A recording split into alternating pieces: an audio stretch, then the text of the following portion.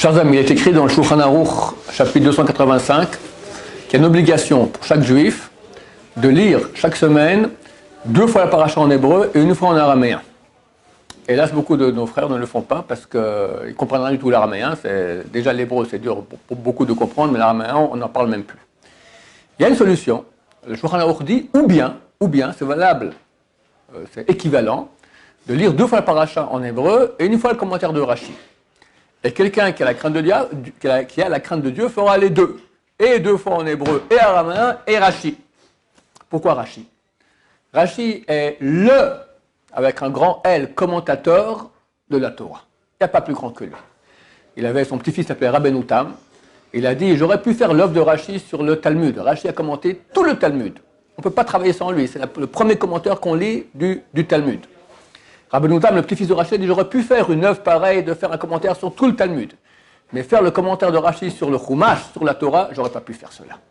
C'est la base des bases, la compréhension du Chumash. Presque tous les jours, les gens me posent des questions sur la paracha, tout ça. La solution, la réponse est dans Rashi. Il suffit de lire la Rashi, tu auras déjà eu la réponse. Je vois donc qu'il n'étudie pas Rashi. C'est extrêmement dommage.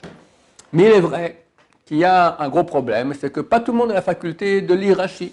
Et même ceux qui savent lire l'écriture de Rashi, qui sont déjà des gens qui savent bien étudier, très souvent, il y a des Rashi qui sont des noix, d'accord, et durs à comprendre. Il y a quelques années en Israël, quelqu'un a une idée fabuleuse de sortir un livre qui s'appelle Rashi Kepshuto. Ça veut dire, il explique tous les Rashi qui sont un peu compliqués, il explique exactement qu'est-ce que ça veut dire. Et là, c'est fantastique. Les hommes, les femmes, les enfants, tout le monde peut lire Rashi.